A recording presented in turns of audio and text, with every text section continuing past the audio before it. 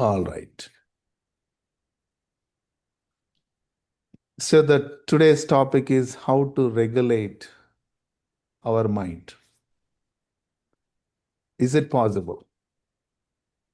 Right? But my question is, I always like to, um, start from the end because without understanding the end, whatever we do in between is futile. It doesn't make sense. So to me, what is the objective? What is the end goal? If we understand the end goal, then we can find the right means to achieve that goal. Correct? So, whenever we talk about meditation, again, I said, please interrupt me whenever you have any question. If you want to say something, please do so. So, there are no rules on this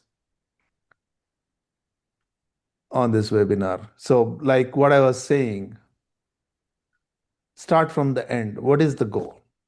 So, typically, when someone wants to look at practices like meditation, the immediate goal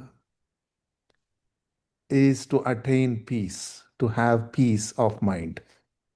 That's where we actually begin.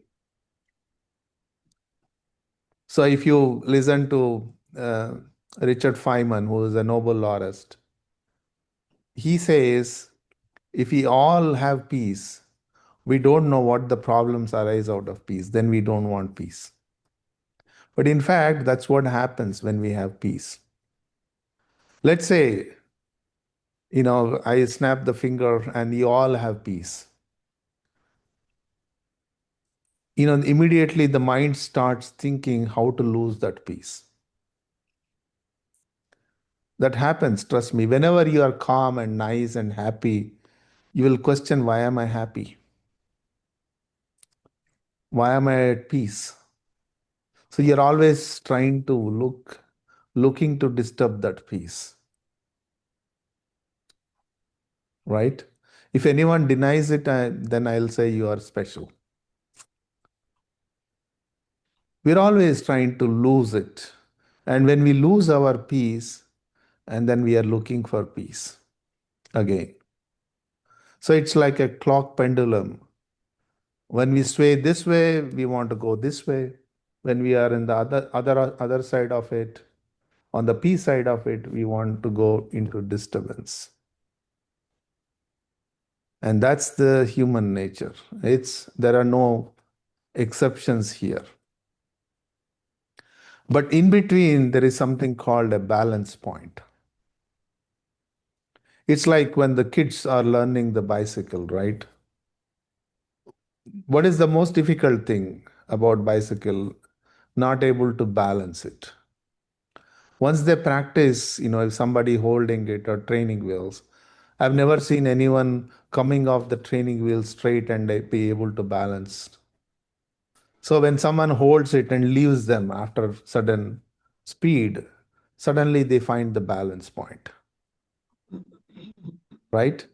We all have gone through it and we have seen our kids going through it and our grandchildren going through it. So how once you find the balance point, when you're bicycling, you're not going to fall unless something really goes wrong.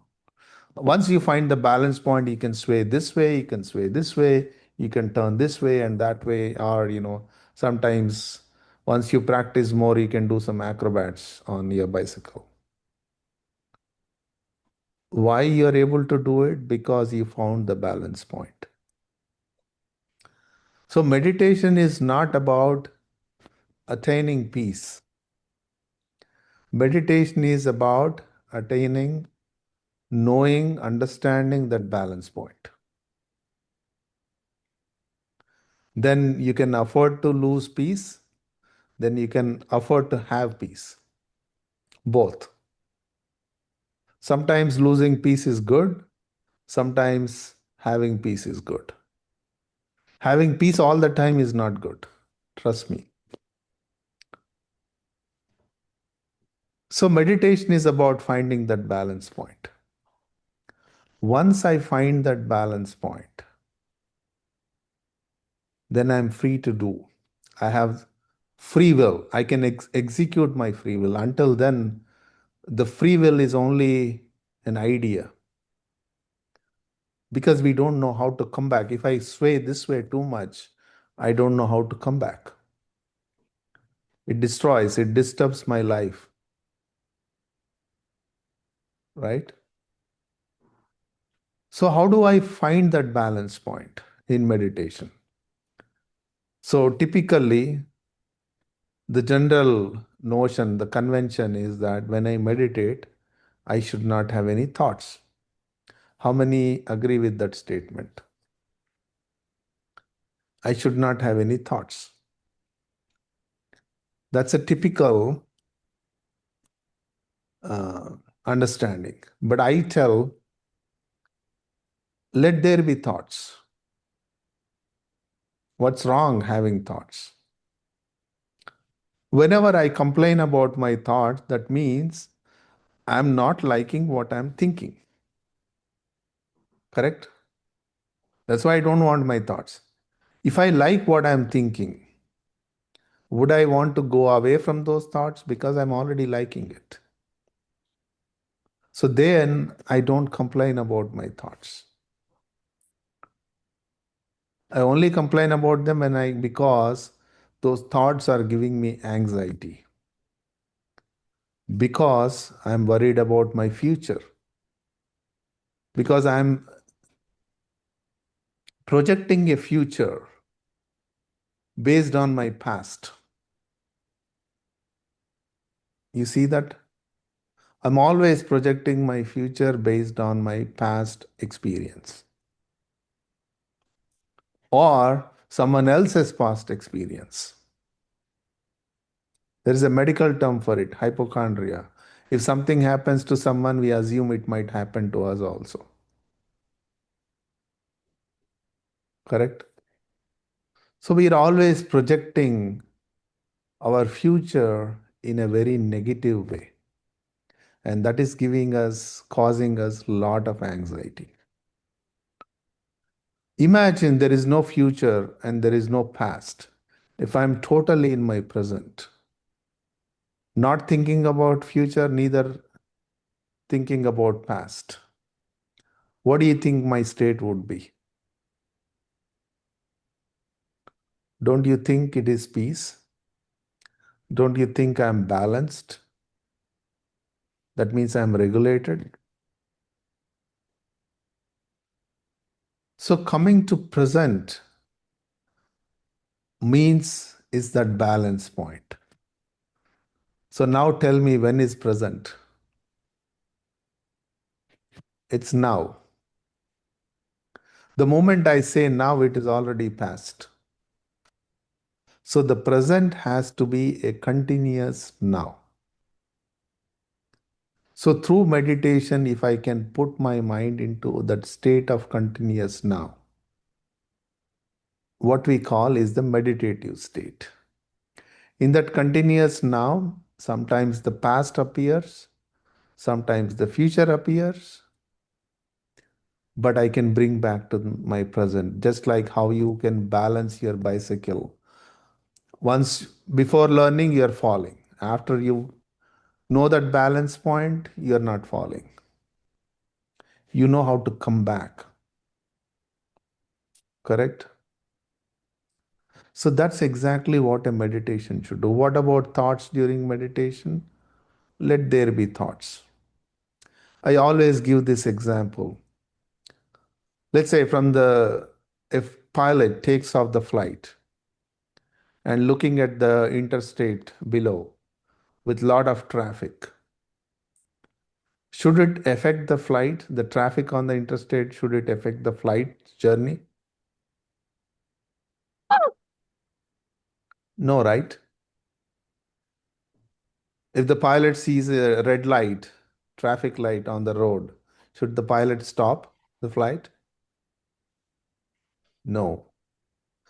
So the moment we close our eyes and sit for meditation, we have already taken off.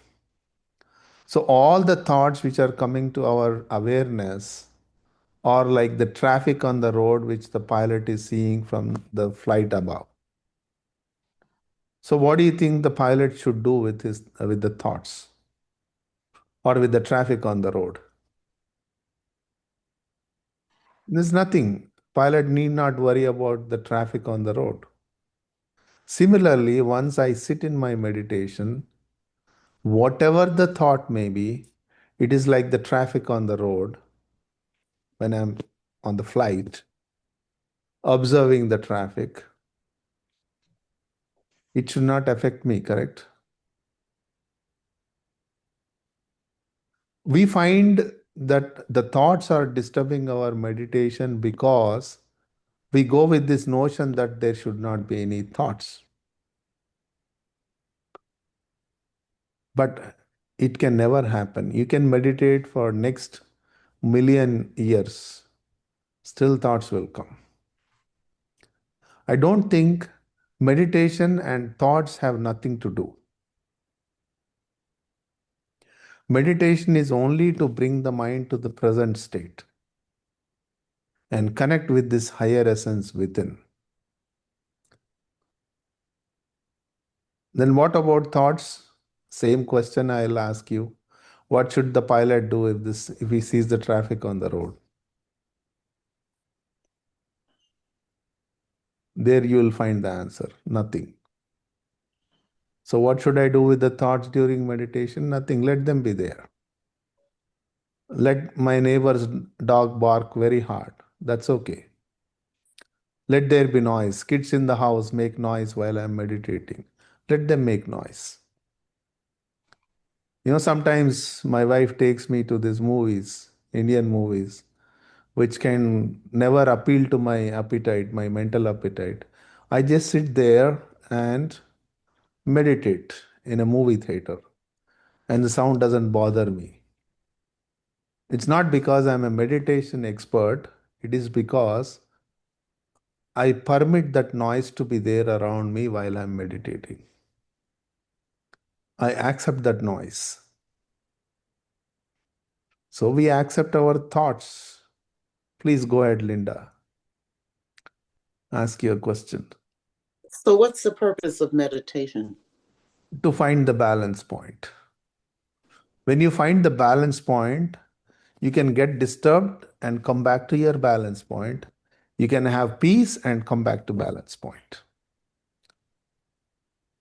So meditation will let you know while as you meditate, it will allow you to find your balance point.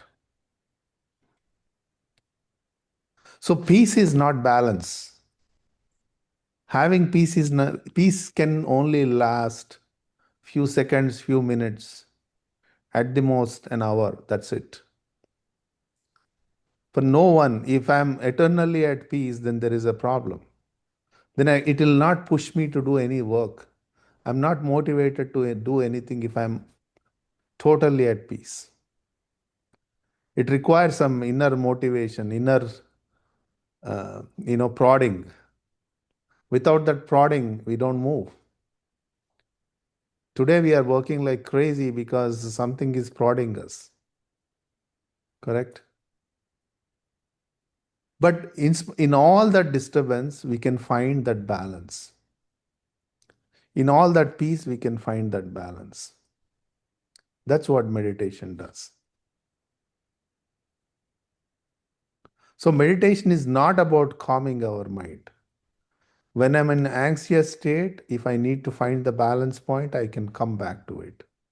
Because see, it is like this. Suppose you tasted the best ice cream. The moment you pass that ice cream shop, you remember that ice cream taste, that experience you had before, correct? So it is easy to recall the taste, experiences, agitations from the past. Similarly, when I get into this meditative state, I can recall it at any point. So by recalling that meditative state, I go into that meditative state even without meditating, without having to meditate. So it's all about giving the taste to that mind, the state of meditation to the mind, that taste when it comes, you know how to come back to it. Right? See, I ate this yellow mellow marshmallow ice cream 10 years back. Every time I think about it, I can experience that yellow mellow marshmallow in my mind. Go ahead, Linda. I guess this is very much outside of my experience. How do you learn how to meditate? It's easy. So, if anything, the most easiest, simplest thing you can do in your life, I'll tell you it is meditation. It is much easier than even breathing. It is much easier. We find it difficult because we put a lot of constraints around meditation. I should not have any thoughts while meditation. There goes your meditation. You can never meditate. I should have peace while I'm meditating. You can never meditate. There should not be any noise around me while I'm meditating. You can never meditate. So, meditation is to just connect with this higher essence within in my heart and be with it for some time. Yes, Jim, go ahead. So, what then does the balance point feel like? What is Alan's point?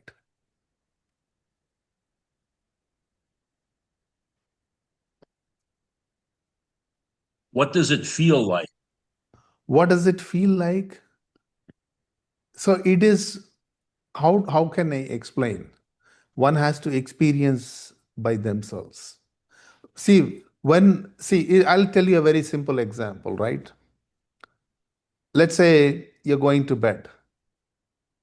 What do you do before you go to bed? You listen to some music, or you just close your eyes and keep thinking about something, and sleep happens. But when do you know you have fallen deep asleep? When do you know? You will only know when you wake up. When you come out of your sleep, you will say, "Oh, I had a really good deep sleep." Now, if I have to, because now we have a common terminology. I have slept, I had a deep sleep, you had a deep sleep in the past. So we can relate to that experience the moment I say the deep sleep. But deep sleep doesn't really explain the experience you had. So meditation is not a deep sleep, it's an aware sleep. You're totally aware of all your surroundings, even in the deepest meditation. But at the same time, that kind of a level of the non-vibratory state, you can, lack of a better word, a state of tranquility, a state of total silence, you would have never experienced in your life before. But while meditating, when you touch that point, you automatically know when you come out of that state, oh, that is the state of meditation. Then you can connect to it whenever you want, wherever you are, in whatever state you are. It requires a little bit of practice. When I say little bit of practice, I'm talking about 1 to 2 weeks. I'm not talking about years of practice. Once that connection you start developing with that meditative state, it gets refined as you go. I've been meditating for 30 years now. So every time I meditate, it refines. It's a different feeling, it's a different state. It's a very dynamic state. Sometimes I cannot meditate for 1 minute. It pushes me out. Sometimes I can go for 1 hour without any interruption. So even now, like last night I was meditating, I could not meditate for a minute. I said, okay, let me just do the prayer and go to bed. I just went to bed. But this morning when I woke up, I didn't want to come out of my meditation. So it kind of varies, it's very dynamic, right? But we allow it, as you practice. So there are no rigid rules or regiments here. It is just you take the practice, do it as it naturally comes to you. We don't force our mind. We don't, there's no one punishing us, no one rewarding us. There's only we ourselves punish and we ourselves reward. So just go into meditation very naturally and feel that connection of the inner. And once you know that connection, you know that essence, the feel of it. So meditation is not concentration or focus. You allow the mind naturally to dwell in. Can I force myself to sleep in next 5 minutes? I cannot. The sleep happens naturally. Similarly, if you allow it, meditation happens naturally. It is that simple. And we are all meditating, by the way, without our knowledge all the time. It's just that it did not come to our awareness because we did not do it consciously. So now we are doing it consciously. The natural state of the mind is to meditate. And once you know that feeling, that's your balance point. And this balance point keeps refining. And that's what we call is the regulation of the mind.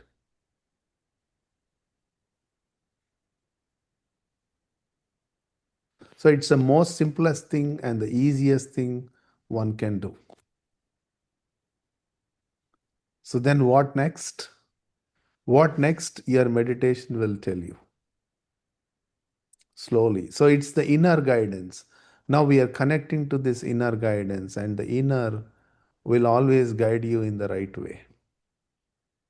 All external guidance is only some simple instructions, but the inner guidance is the real thing.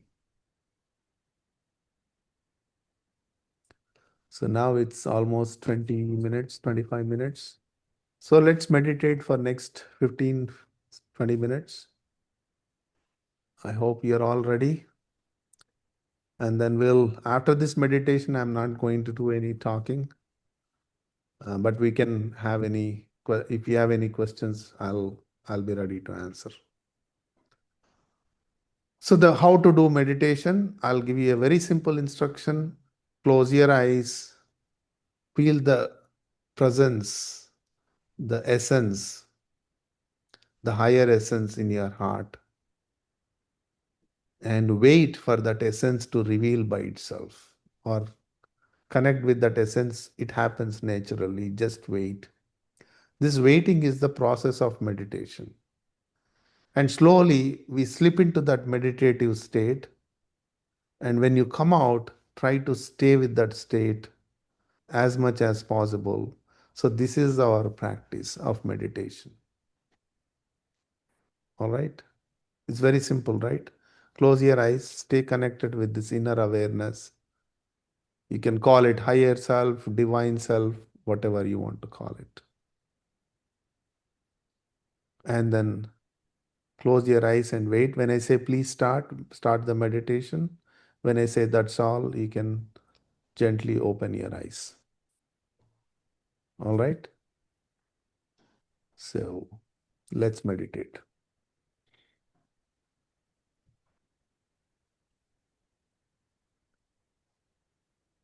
You see how simple and how refreshing meditation is.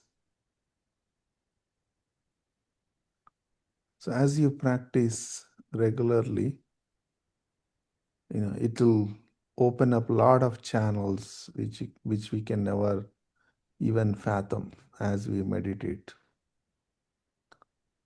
But every time the process is simple, it's the same thing, but in a very much refined way.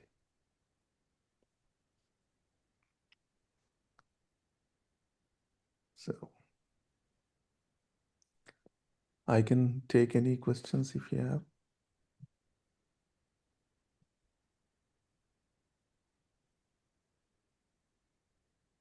Yes, Linda, please.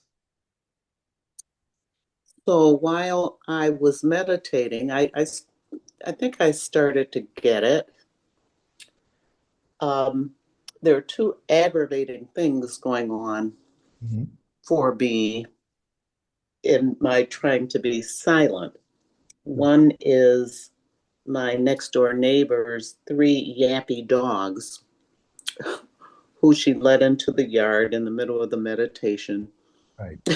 And it was like this interruption, Yes. listening and this aggravation that came up Right. in my mind because of those yappy dogs. And the other was another neighbor who's doing some construction and a sound of a saw. Right. What do And you do about that? Find another room? so I actually said in the beginning itself, let your neighbor's dog bark. Let there be noise around you. Those dogs, I need a BB gun or something. Those dogs are such an aggravation. No, that's fine. Like, see, this is what I was talking about. Meditation is about not about we silencing our mind. We are allowing the mind to silence by itself. There are two different things. If I want to control my mind, like I said in the beginning, it takes even after a million years, you cannot do it. You can meditate for next 100 million years. If you, with the idea that you want to control the mind, it's not happening. That's why the regulation, the idea, the word regulation is used because somehow we understand this balance point so that from agitation I can go to balance if I know it. So, whatever the agitations, like in your case, happened today, in the meditation, understand that it is the good thing. Let there be noise, let there be disturbance. Slowly, your mind, when you allow that disturbance, when you accept that disturbance, slowly your mind will find the silence. We are not silencing the mind, we are allowing the mind to find the silence. That is meditation. Allowing the mind to find its path is meditation. If we want to make it find it, it'll never find it because we don't know what that is. Like Jim asked the right question, what does it feel like? If I have to give an honest answer, we don't know, but we will find it as we do it. In every meditation, it is like that. It gets refined from what I know already, it gets refined. What I felt already, it gets refined. It's completely, next meditation is completely in a different dimension. I cannot really correlate between my previous meditation and the next meditation. That's how dynamic it is. So that's why we are allowing the mind to find its path, find its silence. We are not giving silence to the mind. If I want to give silence to the mind, it will never happen. If it finds the silence, it will happen within no time. It takes only 2 minutes. Well, I must say it felt good Yes, thank you. to be. I don't even remember the last time I sat down with my eyes closed for 20 minutes and not dealing with anything. I don't remember. That's So good. thank you. Yeah. Thank you all for joining. So you can actually download Heartfulness app on your cell phones, and you can take guided meditation through the app, and you can join our Heartfulness. Heartfulness meditation. So I'll type it on the chat, Heartfulness app. Yeah. And Rishabh, if you have the link, you can post it as well. Andy? Srikant, I have a question. Yes. Sometimes, and I believe I do get into that meditative state quite frequently, Mhm. but sometimes I realize at the end or sometimes in the middle that I believe my body is actually kind of, bouncing a little bit from side to side. Mhm. Is anything that you know of happening there? Is there any reason for my body doing that? I'm not even sure it's actually happening. I feel like I am Right. just moving a little bit from side to side. No, that's fine. Sometimes in our, what should I say? I'm not finding the right word, but sometimes to reach that meditative state quickly, we sort of force our mind. So Hmm. when we force our mind, sometimes we feel, like, oh, some people I see some people doing like this while meditating, or some people doing like Hmm. the reason they are doing it is because they are forcing their mind. Hmm. If I want to leave my mind freely, you don't feel those vibrations at the body level, Okay. correct? So it's Yeah. Yeah. more that, in that passion to get that to that meditative state quickly, we do that. But And then how about it when has we to, feel a lot of heat, heat and like almost starting to sweat? correct. What does that do to? It's all related to the same point. Hmm. So whatever happens during meditation, like I said, whether it's neighbor's dog barking or whatever it is, we allow it, we accept it. The moment you accept it, all these unnatural things drop, right? The only technique of having a good meditation is accept everything which happens with you and around you. Let it be there. Okay, so what? If I am feeling agitated, let the agitation happen. I want to see that end of that agitation, where it takes me. So the real meditator is very curious. Where it takes me. Okay, I have this disturbance. Let me see where it takes me. You allow it. If I'm happy, you allow it. Let that happiness take you somewhere. Yes, Kalpana.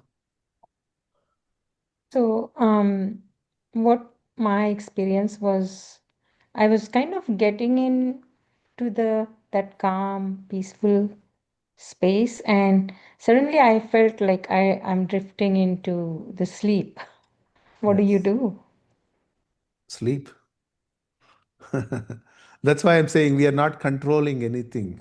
Whatever happens naturally after I close my eyes, allow it. We're not controlling anything once I start meditation. The moment I apply the control, I lose the meditative state. So, sleeping is okay? You might be thinking you're sleeping, but you will know when you come out of that kind of a sleep, which you have never experienced before. Let it happen. Interesting. Yes. Thank you. We don't apply any controls in meditation. That's what makes the meditation very easy. Such an easy thing, we want to spoil it by controlling it. Right? I don't see the chat option here. I do have the link, but I'm not able to I share. don't see it either. We'll ask Dr. Pari when he's back to share it with everyone, but you can search it, Heartfulness app. Heart, Heart, Fulness, and app, you will find it. It's very easy. Or you can go to heartfulness.org, and that's It's the meditation we practice. it's heartfulness with one L. Yes, 1L. Okay. .org. You can find the app. And we do have sessions on Wednesdays on Zoom. You can join us. And depending on which place you are in Orlando, we have like several places. You can You can find it through heartfulness.org. You can meditate on your own, and you can take one-on-one sessions with the trainers. So then all practice, teaching, everything is free.